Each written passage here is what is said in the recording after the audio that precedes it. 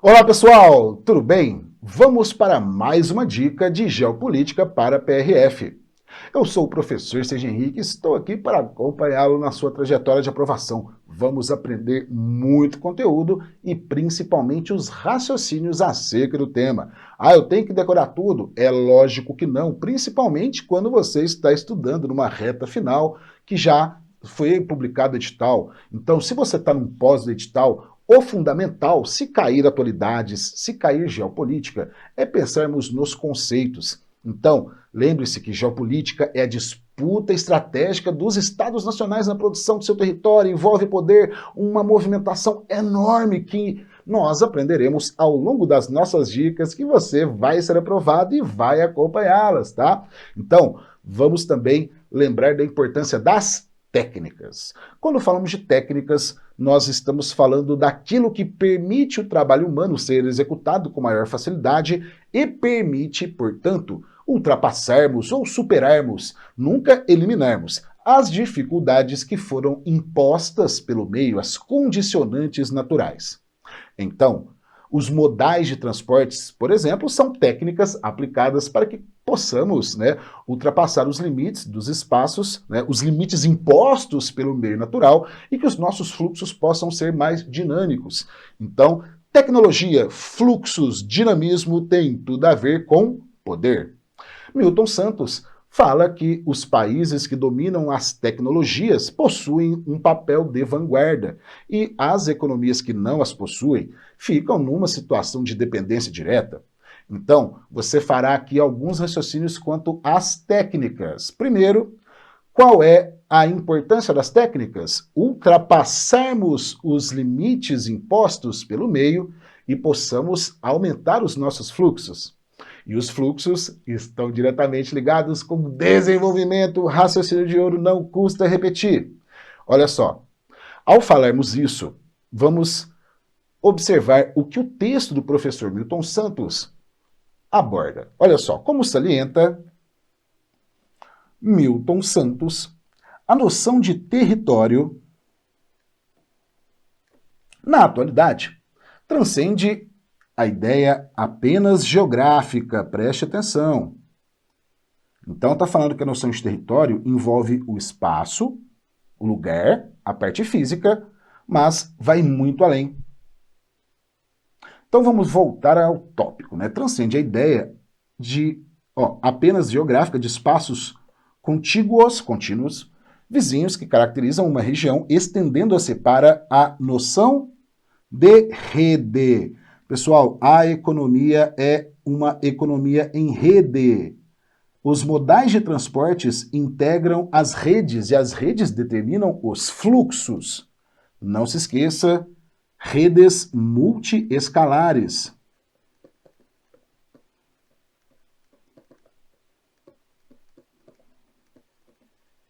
Por exemplo, é a forma como os municípios se integram de forma concentrada, em termos rodoviários. A principal forma de integração dos municípios são os modais rodoviários e formam redes com escalas de influência diferentes. Claro, as mais ricas, as maiores, as metrópoles, concentram e polarizam essas redes multiescalares.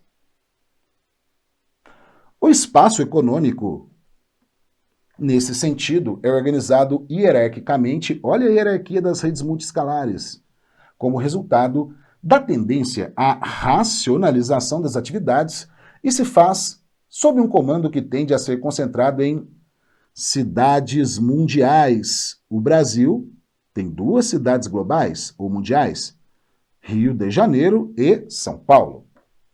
Em que a tecnologia da informação desempenha papel relevante, esse comando, então, passa a ser feito pelas grandes empresas, pelas grandes corporações, por meio de suas bases em territórios globais diversos.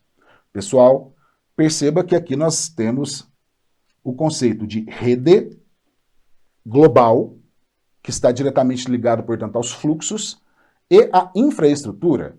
Falou em infraestrutura, falamos de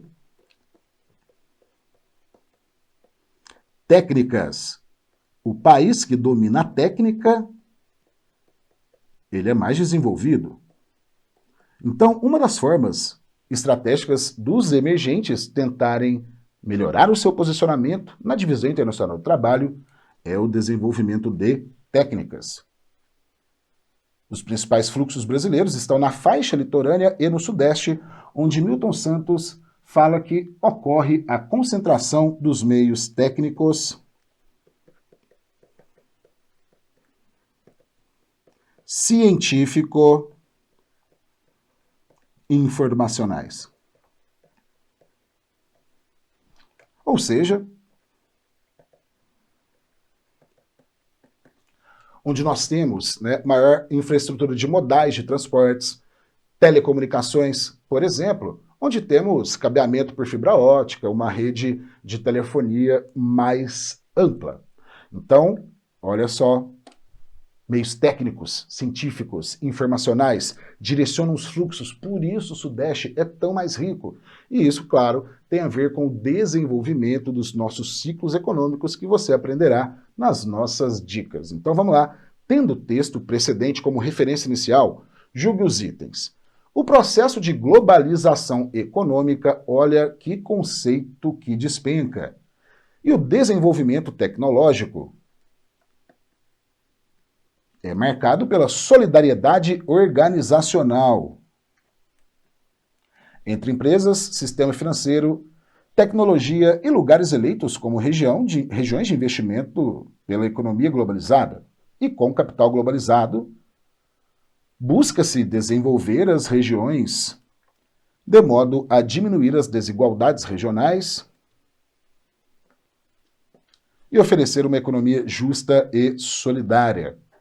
Pessoal, esta proposição, imagino que você, concurseiro, já deve ter identificado várias ideias que permitem colocar a questão como errada. Aonde? Solidariedade organizacional, no sentido que hoje nós temos uma economia que é em rede. Existe uma, entre aspas, né, solidariedade técnica no sentido de criar padrões. Então, não é a palavra correta, não tem solidariedade organizacional no sentido como nós utilizamos na sociedade civil esse termo solidariedade. E o que é o padrão? É a competição. O sistema internacional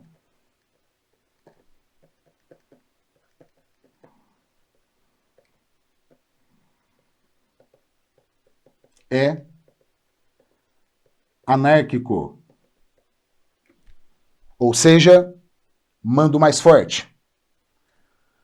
Guarde isso daqui como uma das principais linhas de raciocínio para que você possa interpretar as relações internacionais. Como você já sabe que são os estados nacionais os principais atores geopolíticos, temos que ir até mesmo às teorias hobbesianas. O Estado, ele é o quê? Um contrato social? Seria talvez o homem o lobo do homem, de acordo com Thomas Hobbes, que se não existisse o Estado, o homem viveria em estado de natureza, em situação de guerra constante, desconfiança. E a teoria das relações internacionais pragmáticas falam isso, né, que os Estados nacionais estão em permanente estado de desconfiança. Então, sempre as ações estratégicas são movimentadas pelos seus próprios interesses e sempre impera a desconfiança. Por isso, mais uma máxima das relações internacionais: não há países amigos, não há países inimigos, porque eles não possuem amigos e não possuem inimigos. Eles possuem interesses. Por exemplo, Japão recebeu a bomba na cabeça de Hiroshima e Nagasaki. Algum tempo depois, começou a receber empréstimos dos Estados Unidos para poder reconstruir a economia. Tudo bem? Claro, tudo bem. Por quê? O Japão não tem amigo, não tem inimigo, tem interesses. Ponto.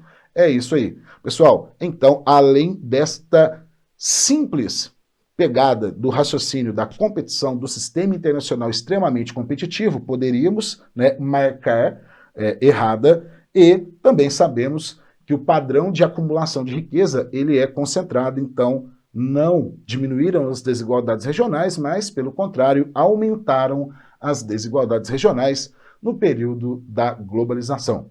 Então, pessoal, é isso aí. Ficamos aqui com mais essa dica. Se você gostou, curta, compartilha, se inscreva no meu canal. E vai lá, siga no Instagram, @professor Sérgio Henrique. Você sempre será notificado de novas dicas, novas transmissões e muito conteúdo para a sua aprovação. E agora um grande abraço, bons estudos e foco no sucesso!